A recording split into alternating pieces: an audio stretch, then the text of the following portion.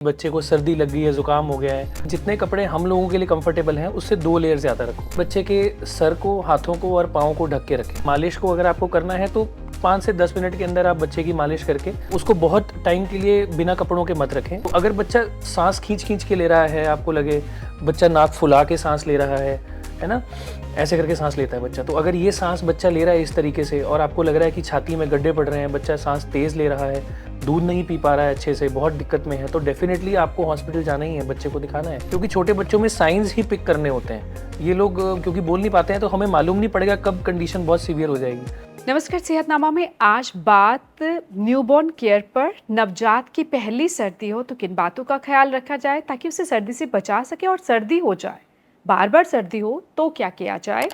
Doctor Saurabh Kapoor हमारे साथ है, पीडियाट्रिशियन है, वो बताएंगे कि क्या किया जाए। बहुत बहुत स्वागत सर। सो नवजात आप किसे कहते हैं? 1 महीने तक का जो बच्चा, छोटा बच्चा। Principally yes. कुछ बच्चे जो अभी पैदा हो रहे हैं, पहली सर्दी है उनकी, तो किन बातों का ख्याल रखा जाए? क्योंकि हर बच्चे को सर्दी हो ही जाती है, आप जितनी मर्जी कोशिश करें। तो एक तो किन बातों का खास ख्याल रखना चाहिए कि बचा सके हम बच्चे को? देखो, बहुत ही रेलेवेंट टॉपिक है बिकॉज अगले आने वाले 2-3-4 महीने I think northern part of India में तो काफ़ी ठंड पड़ती है। तो उस समय पे कैसे हम बच्चों को ठंड से, ओवरऑल एक्सपोजर से बचा सकते हैं, और जिसको हम कॉमनली बोलते हैं कि बच्चे को सर्दी लग गई है, ज़ुकाम हो गया है, उसके लिए हम क्या कर सकते हैं। तो आई थिंक उनके बारे में बात करना इस टाइम पे बहुत रेलेवेंट है, ताकि हमारे जो पेरेंट्स बनने वाले लोग हैं या जो मम्मा बनने वाले, मदर बनने वाले लोग हैं, उनके पास पहले से कुछ आइडिया हो कि वो अगले आने वाले 2-3 महीने में क्या कर सकते हैं। तो सबसे पहले तो हमें ये ध्यान रखना है कि बच्चों को हमें कवर कितना करके रखना है। तो ये बहुत ज़्यादा, हमने पहले भी एक बार एक हमारा वीडियो था उसमें डिस्कस किया था कि बहुत ज़्यादा कवरिंग नहीं करनी है बच्चे को। तो यूजुअली हम रिकमेंड करते हैं कि 2 लेयर, जितने हम कपड़े पहन रहे हैं एडल्ट्स, उससे 2 लेयर ज़्यादा पहनाओ, क्योंकि ऐसे पता लगना कि कितने कपड़े पहनाने हैं, क्योंकि किसी दिन थोड़ा टेम्परेचर चेंज भी होता है, किसी दिन ठंड ज़्यादा होती है, किसी दिन थोड़ी कम होती है। तो उस हिसाब से हमें लगता है कि जितने कपड़े हम लोगों के लिए कंफर्टेबल हैं उससे 2 लेयर ज़्यादा रखो। कोशिश ये करनी चाहिए कि बच्चे के सर को, हाथों को और पाँव को ढक के रखें। बहुत जगह पे एक मिथ है कि या तो सर को ढकना है या पाँव को ढकना है, एट अ टाइम दोनों चीज़ों को नहीं कवर करना है, बट वो एक मिथ है। ऐसा नहीं है, हमें दोनों चीज़ों को वार्म रखना है, क्योंकि बच्चों का जो मैक्सिमम हीट लॉस है वो पैरों से, सर से और हाथ से होता है। तो अगर हम इन चीज़ों को कवर रखेंगे तो डेफिनेटली हीट लॉस को प्रिवेंट कर पाएंगे, इससे बच्चे को ठंड कम लगेगी। सोते हुए भी पूरा ढक के रखना है। और टोटल लेयर्स की अगर हम बात करें तो जैसे मैंने बताया कि 2 लेयर ज़्यादा होनी चाहिए, which also includes a blanket. तो अगर आप बेड पे सो रहे हैं, बच्चा बेड पे सो रहा है, तो अगर आपको सोने के लिए ऊपर ब्लैंकेट चाहिए तो that is above the number of layers you are wearing. तो जो आप कपड़े पहन रखे हैं उसके ऊपर जो आप ब्लैंकेट लेते हो उसको हम अलग से काउंट करते हैं, तो that is also one of the part of the layers. तो ऐसा नहीं, अगर आपको लग रहा है कि सोते हुए एक लेयर रिमूव करके आपको सोना है, तो बच्चे के साथ भी वही प्रिंसिपल एप्लीकेबल है कि उसकी एक लेयर रिमूव करके उसके बाद आप उस पर ब्लैंकेट दीजिए, ताकि ओवर हीटिंग ना हो। जी। तो एक तो पार्ट हो गया कि हमने उसको टेम्परेचर कैसे मेंटेन करना है। कुछ चीज़ें ये हैं कि बहुत लोग ये सोचते हैं कि रोज़ नहलाएंगे बच्चे को, हाँ। तो शायद उससे बच्चे को सर्दी लग जाएगी, ज़ुकाम लग जाएगा, बट वो भी गलत है। बच्चे को जैसे हम लोग डेली बात लेते हैं वैसे ही डेली बात लेना चाहिए। एक्सक्लूजन्स होती हैं वंस इन अ वाइल, अगर कभी बहुत ज़्यादा ठंड है या हमें लग रहा है कि हम एक आध दिन स्किप करना चाहते हैं या अवॉइड करना चाहते हैं, वो हम कर सकते हैं कि हम ऑल्टरनेट डे उसको डिप बाथ दे दें, और daily sponge bath at least daily देना चाहिए। तो ये फॉर श्योर है कि पहले मंथ ऑफ लाइफ में, इवन इफ विंटर्स हैं, हमें स्पॉन्ज बाथ तो डेली देना है।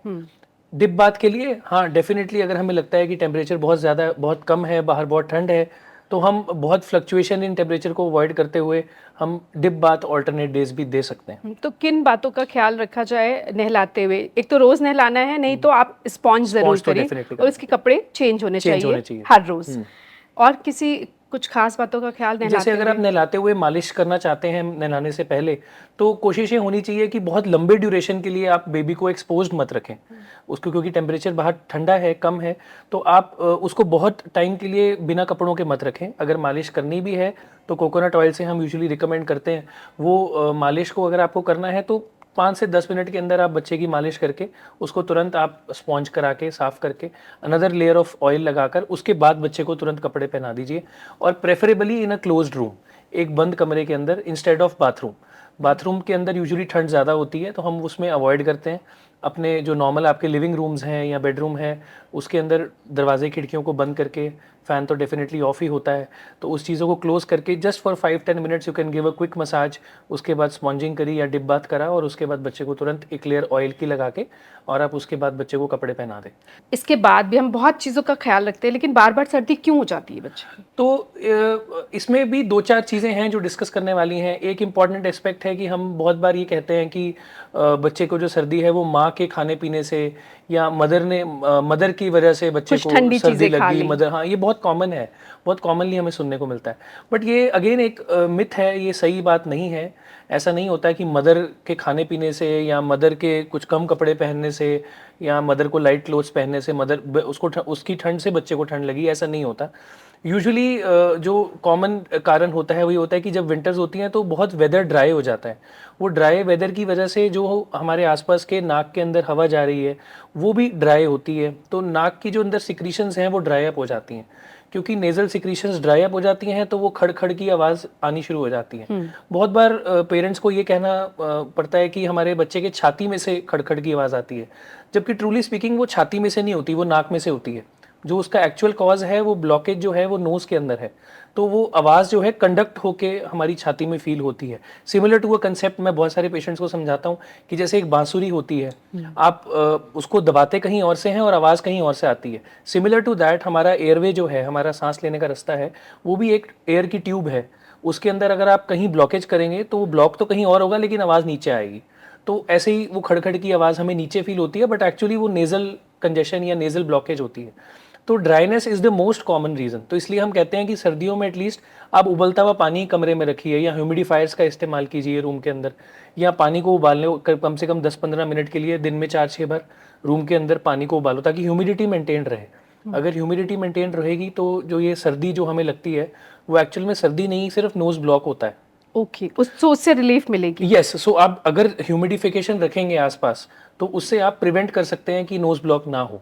जब गर्म पानी आप किसी पतीले में या किसी भी कंटेनर में रख देते हैं, तो जो उससे भाप निकलती है उससे ह्यूमिडिटी बढ़ती मेंटेन है, होती यस, बढ़ती है, कमरे की ह्यूमिडिटी बढ़ती है। तो हम यही चाहते हैं। ओके, वो बच्चे के लिए Yes, फायदेमंद तो है। अगर गर्म पानी उबाल के रख सकते हैं तो वैसे रखिए, नहीं तो जो स्टीमर्स होते हैं जिससे हम स्टीम लेते हैं या आमतौर पे वो फेशियल के लिए यूज़ करते हैं, उसको आप चला के छोड़ दीजिए। उससे भी रूम के अंदर ह्यूमिडिटी क्रिएट हो जाएगी, और जब बच्चे के आसपास एयर में ह्यूमिडिटी अच्छी होगी तो डेफिनेटली सिक्रीशंस थोड़ी वेट होंगी, वो ड्राई नहीं होंगी, तो नोज़ ब्लॉक नहीं होगा। अगर नोज़ ब्लॉक नहीं होगा तो डेफिनेटली आपको खड़खड़ की आवाज़ आना या जो सर्दी लगती है वो नहीं होगी। बड़ी आसान सी होम रेमेडी है बिल्कुल ये। बिल्कुल और वो स्टीमर लगाना तो बहुत बहुत आसान ईजी है। है, बहुत ईजी। अच्छा, अब तमाम कोशिशों के बाद बच्चे को सर्दी हो जाए तो क्या किया जाए? तो अगेन इम्पॉर्टेंट है कि सर्दी हो जाए तो हमें क्या करना है। देखो, अब सर्दी को एग्जैक्टली जैसे मैंने आपको पहले बताया, most of the times newborn babies में सर्दी या तो वो किसी से कैच करते हैं या ड्राइनेस की वजह से होती है। किसी से कैच करने से हमारा मतलब है कि घर में अगर उसके पेरेंट्स हैं, ग्रैंड पेरेंट्स हैं और छोटा बच्चा है, उसको कहीं कफ कोल्ड हुआ है या कोई वायरल इलनेस हुई है या इनफैक्ट मदर को हुई है कोई वायरल इलनेस, तो वो इलनेस जो है बच्चे को ट्रांसमिट हो सकती है, क्योंकि वो उनके आसपास है बच्चा, तो उसी हवा में है जिस हवा में सब लोग रह रहे हैं, तो वो इलनेस बच्चे को ट्रांसमिट हो सकती है और उसकी वजह से बच्चे को कभी कफ भी हो सकता है, कोल्ड भी हो सकता है, नेजल कंजेशन भी हो सकती है। एक तो रीज़न है ये। दूसरा कारण जो मोस्ट कॉमन है वो होता है ड्राइनेस। जो ड्राइनेस है, ड्राइनेस की वजह से जो हमारा नेजल सिक्रीशंस थिक होके ब्लॉक हो जाती हैं, that is the second reason, और सबसे कॉमनली वही होता है। उसको प्रिवेंट करने के लिए जैसे हमने बताया, एक तो हम ह्यूमिडिफिकेशन का इस्तेमाल करेंगे, दूसरा सलाइन ड्रॉप्स जो हम कॉमनली रिकमेंड करते हैं सारे बच्चों को, नेज़ो क्लियर के नाम से आती हैं, बहुत सारे नाम से आती हैं, सिंपल सलाइन ड्रॉप्स, आप उन ड्रॉप्स का इस्तेमाल आप कर सकते हैं। तो वो आप हर 2-3 घंटे के बाद, स्पेशली प्री फीड देने से पहले आप बच्चे के नोज़ में डालिए, नोज़ क्लीन कीजिए और फिर बच्चे को फीड दीजिए, ताकि बच्चा फीड भी अच्छे से ले पाए, उसका नोज़ ब्लॉक ना हो और नेज़ल सिक्रीशंस उसके अंदर जमे नहीं। कितनी ड्रॉप्स डालें? 1 ड्रॉप दोनों तरफ आप डालेंगे, दैट इज़ गुड इनफ। आप टू बिगिन विद, अगर हमें लगता है बहुत माइल्ड है तो दिन में 4 बार 5 बार डालिए, बहुत है। और अगर आप लगता है काफ़ी सीवियर है तो कई बार हमें हर 2-2 3-3 घंटे में भी डालना पड़ता है। उसका और कोई इसका कोई नुकसान? साइड इफेक्ट नहीं है because it is just a saline drop. Simple नमक वाला पानी है जो आप नाक में डाल रहे हैं, जिससे हमारी जो सिक्रीशंस हैं वो मॉइस्ट हो जाएंगी, पिघल जाएंगी, और या तो वो स्वॉलो कर जाएगा बच्चा या वो बाहर आ जाएंगी। तो baby will feel better and more comfortable. कई बार सीवियर कंडीशन हम देखते हैं बच्चे सांस नहीं ले पा रहे और खांस भी रहे हैं, अ, फिर क्या किया जाए? देखो, वही जैसे मैंने आपको बताया कि ऐसे केसेस तभी होते हैं जब बच्चे को वायरस से कोई कंटामिनेशन हुआ है। तो वो यूजुअली घर से ही होता है, या हम अगर बाहर बच्चे को कहीं लेके गए हैं तो वहाँ से होगा। तो उस केसेस में जो भी नियरेस्ट आपके डॉक्टर हैं उनको दिखाया जाए। बच्चे की छाती सुननी बहुत ज़रूरी है। छोटे बच्चे की चेस्ट को एग्जामिन करें, उसकी ऑक्सीजन लेवल्स कितनी चल रही हैं उस चीज़ को देखें।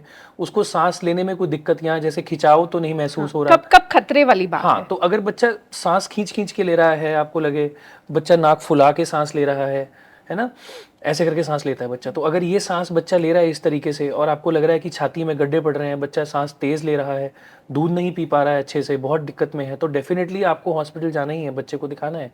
और उन केसेस में हमें कुछ दवाइयाँ देने की ज़रूरत भी पड़ जाती है। बहुत बार बच्चों को नेबुलाइज करना पड़ता है। छोटे बच्चों को सलाइन से थोड़ा नेबुलाइज करने से बहुत फ़र्क पड़ता है। तो बहुत सारी रेमेडीज़ हैं, बट वो क्या एग्जैक्टली ट्रीटमेंट है वो देखने के बाद ही हम बता सकते हैं, क्योंकि हर पेशेंट के लिए अलग, हर बच्चे के लिए अलग होता है सेम नहीं होगा। कई बार सिंपल सिक्रीशंस ब्लॉक होती हैं, बच्चे को गड्ढे पड़ रहे होते हैं, आप हम सिंपल नाक से सक्शन करके उनको क्लीन आउट कर देते हैं, बच्चा बहुत कंफर्टेबल हो जाता है। और वही बच्चा 1 घंटा पहले बहुत सीरियस नज़र आ रहा होता है। सिमिलरली अगर उसकी छाती में कोई निमोनिया के फीचर्स हैं, या गड्ढे पड़ रहे हैं, बच्चा नीला पड़ रहा है, ऐसा कुछ भी लगता है, सांस बहुत तेज़ है, तो तुरंत हॉस्पिटल जाना है। उसकी ट्रीटमेंट फिर डिपेंड करती है कि बच्चे की कंडीशन क्या है, कितनी सीवियर है, उसके बेस पे हम आगे उसकी डिसीजन लेते हैं। Usually cough syrups and all हम इतने छोटे बच्चों को नहीं देते हैं।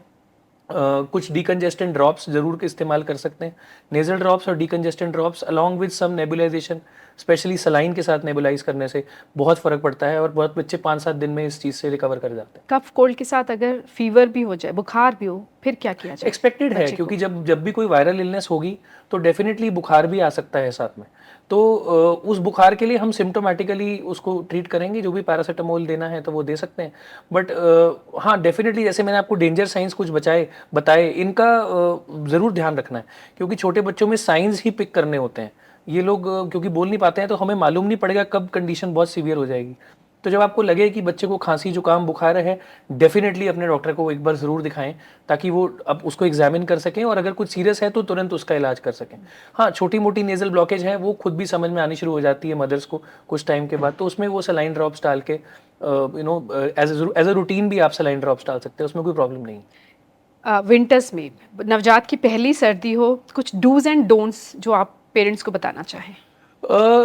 हमने काफ़ी कुछ डिस्कस कर लिया, बट हाँ, just to in a bottom line अगर बात करनी हो, इन कंक्लूजन कुछ कहना हो, तो डूज में डेफिनेटली डेली बाथ देना है बच्चे को, स्पेशली स्पॉन्ज बाथ, क्योंकि हाइजीन मेंटेन रखना बहुत इंपॉर्टेंट है। बेबी को वेल कवर्ड रखना है, जितनी लेयर्स आपको बताई, specially 2 layers more than what we are wearing, वो ज़रूर बच्चे को कवर होना चाहिए। सर, हाथ और पैर बच्चे के हमेशा ढक के रखें। कोशिश करें कि बच्चे को घर से बाहर ना लेके जाएं, या मिनिमल लेके जाएं। घर में अगर किसी को खांसी जुकाम बुखार है तो वो बच्चे से दूर रहे तो ज़्यादा बेटर है। अगर मदर को ऐसा कुछ हो जाए तो मास्क का इस्तेमाल करें, हैंड वॉश करें, अपने हाथ धोएं रेगुलरली, सो दैट वो बच्चे को कंटामिनेट ना हो। ब्रेस्ट फीड बच्चे को रेगुलरली कराते रहें। और नेज़ल ड्रॉप्स, जब भी हमें लगे, सलाइन नेज़ल ड्रॉप्स का इस्तेमाल आप रेगुलर भी कर सकते हैं, उसमें कोई प्रॉब्लम नहीं है। डेंजर साइंस जो आपको बताए, अगर कुछ भी उनमें से साइंस लगते हैं, तुरंत अपने डॉक्टर को नियरेस्ट आपको दिखाना चाहिए।